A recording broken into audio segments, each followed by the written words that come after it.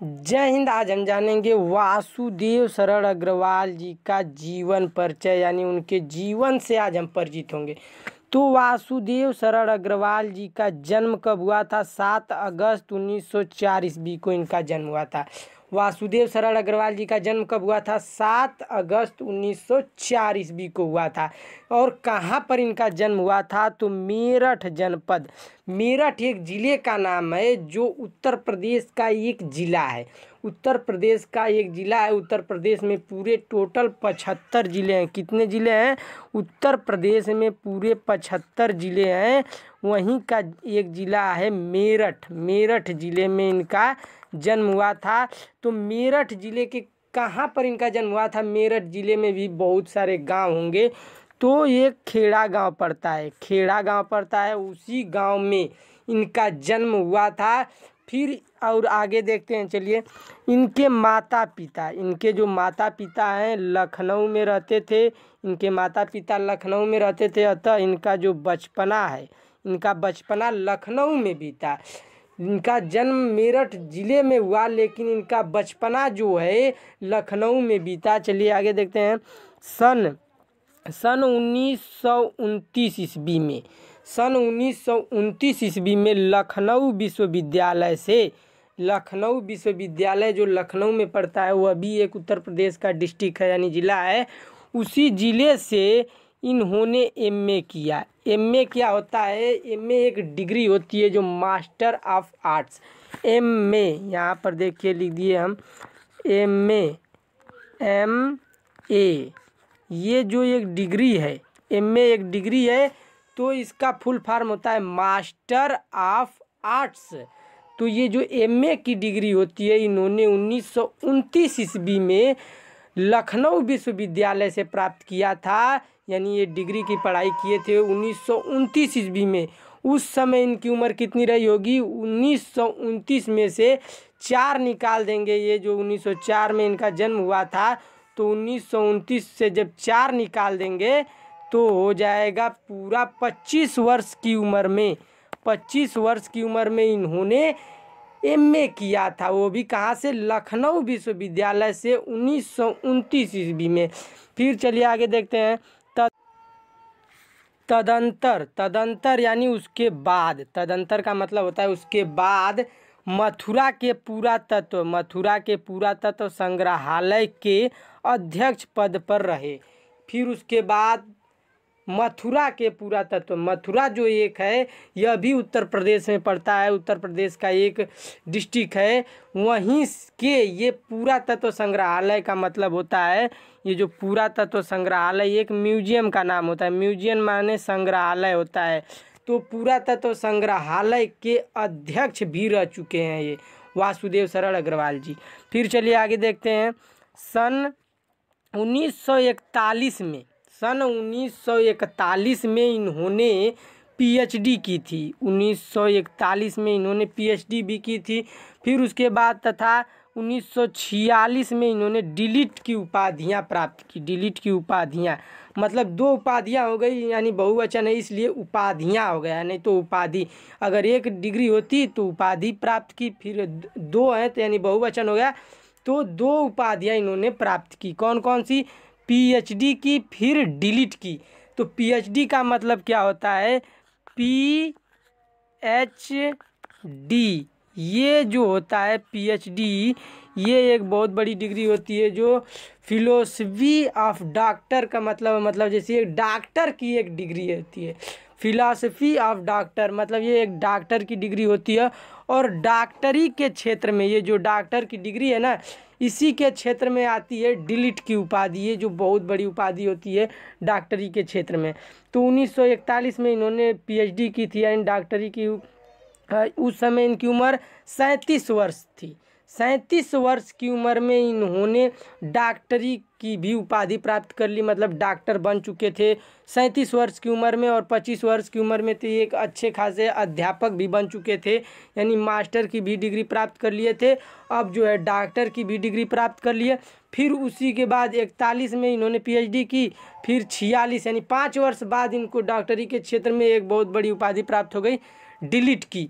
फिर चलिए आगे देखते हैं। ये बहुत महान लेखक हैं, इनके बारे में पढ़ेंगे तो और मज़ा आएगा। तो चलिए आगे देखते हैं। इन्होंने पाणिनि कालीन भारत विषय पर शोध किया मतलब ये जो पाणिनि कालीन भारत विषय है, ये जो विषय है मतलब ये पाणिनि कालीन भारत विषय, ये जो पाणिनि कालीन जो भारत विषय है ये क्या है? तो ये एक है ग्रंथ का नाम है, ग्रंथ का नाम है पाणिनि कालीन भारत, ये ग्रंथ का नाम है। इसी ग्रंथ के विषय में इन्होंने शोध किया था, मतलब सर्च किया था, खोज किया था, इसी ग्रंथ के बारे में सर्च किया था।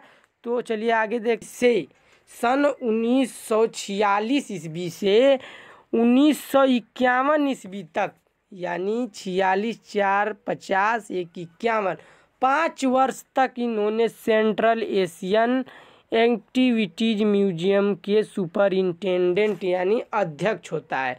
सेंट्रल एशियन एक्टिविटीज़ म्यूजियम मतलब ये एक संग्रहालय है, यह एक म्यूजियम है, संग्रहालय, एशियन नाम आ रहा है तो ये समझ लीजिए कि यह एक एशियन एक्टिविटीज़ म्यूजियम जो नाम है, यह एक संग्रहालय का नाम है, म्यूजियम जिसको इंग्लिश में कहा जाता है।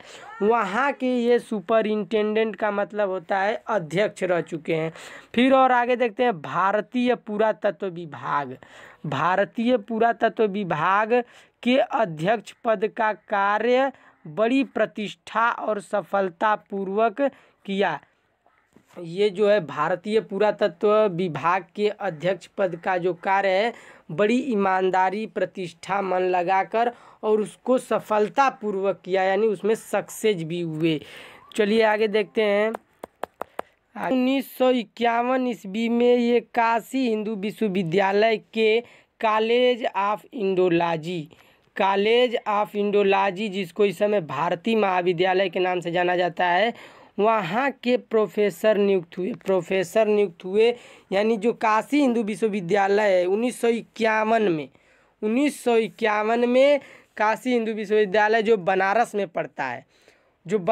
पड़ता है वहीं के कॉलेज ऑफ इंडोलॉजी जिसको इस समय भारतीय महाविद्यालय के नाम से जाना जाता है, वहाँ के प्रोफेसर भी रह चुके हैं हमारे वासुदेव शरण अग्रवाल जी। फिर चलिए आगे देखते हैं। सन 1952 ईस्वी में लखनऊ विश्वविद्यालय में राधा कुमुद मुखर्जी व्याख्यान निधि की ओर से व्याख्याता नियुक्त हुए।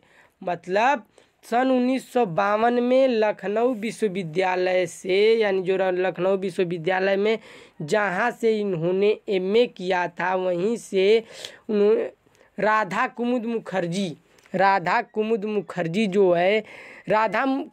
मुखर्जी जो ये क्या है, ये कौन है, ये जो नाम है ये एक महान इतिहासकार का नाम है।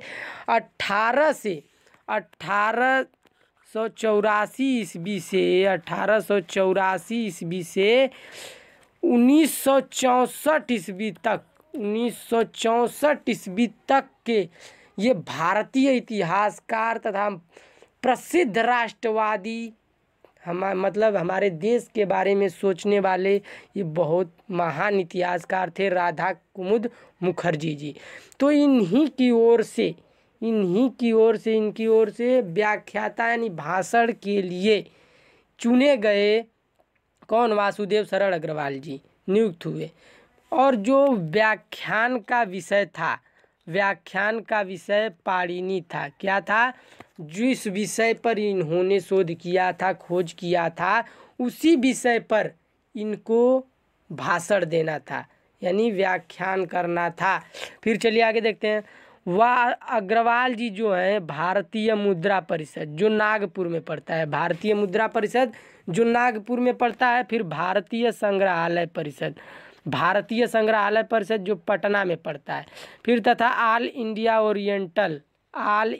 Oriental Congress fine art section जो मुंबई में पड़ता है, फिर और आदि संस्था, बहुत सारे संस्थाओं के सभापति पद पर भी रह चुके हैं। ये जितना सारा नाम मैंने बताया यह एक संस्था के नाम है, इतने सारे संस्थाओं पर इन्होंने सभापति पद पर भी रह चुके हैं।